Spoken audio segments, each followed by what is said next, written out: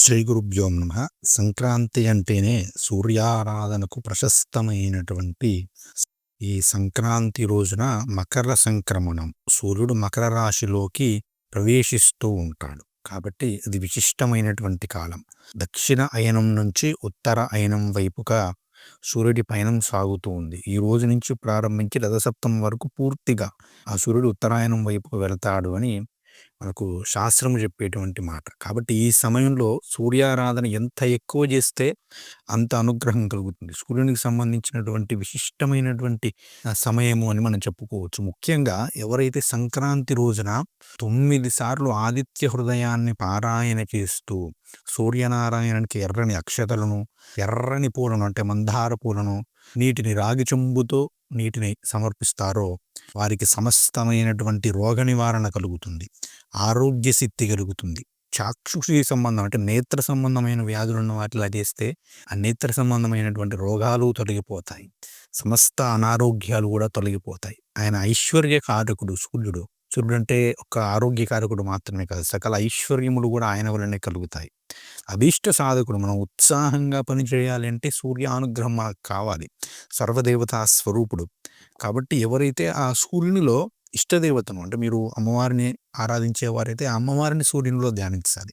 శివుణ్ణి ఆరాధించేవారైతే శివుణ్ణి, లక్ష్మీనారాయణుని ఆరాధించేవారైతే వారిని ఆ శివునిలో ఆ సూర్యునిలో ధ్యానిస్తూ ఎవరైతే ఈ యొక్క నామాలను స్మరిస్తారో రోజు స్మరించండి. విశేషంగా సంక్రాంతి రోజు ప్రతిరోజు కూడా స్మరిస్తూ పద్మపురాణంలో చెప్పినటువంటి నామాలు ఇట్లా స్మరిస్తారు. వారికి సకల అభీష్ట సిద్ధి కలుగుతుంది. అంటే వారి ఇష్టదేవత అనుగ్రహంతో పాటు సూర్యానుగ్రహం కలిగి వారు కోరినటువంటి విధంగా వారి జీవితము ముందుకు సాగుతుంది అని మనకు పద్మపురాణం చెప్పడం జరిగింది. కాబట్టి 21 నామాలు మీకు ఇప్పుడు చెబుతాను. 25 నామాలు క్షమించాలి, 25 నామాలు మీకు ఇప్పుడు చెబుతాను.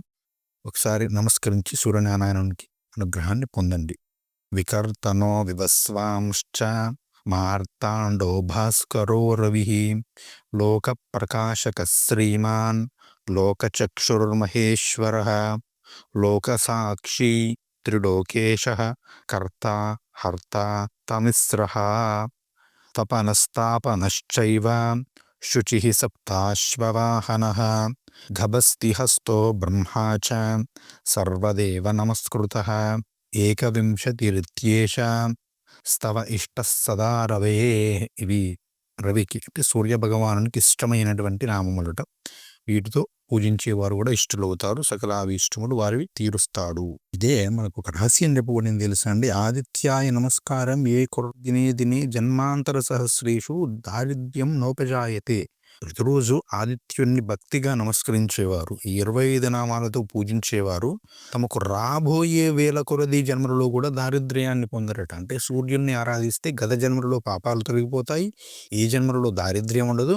వచ్చే జన్మలలో కూడా అంటే మనం ఒకవేళ కర్మ మిగిలిపోయి ఇంకా జన్మలు ఎత్తాల్సినటువంటి అవకాశం ఉందనుకోండి, మోక్షము పొందకుండా ఆ జన్మలలో కూడా మనం దారిద్ర్యం అనుభవించబడటం అంటే జన్మలకు కూడా మనం రక్షించేటువంటి శక్తివంతమైనటువంటి నామాలు. కాబట్టి చక్కగా అందరూ చేసుకోండి. చాలా సులభమైనటువంటి నామాలు.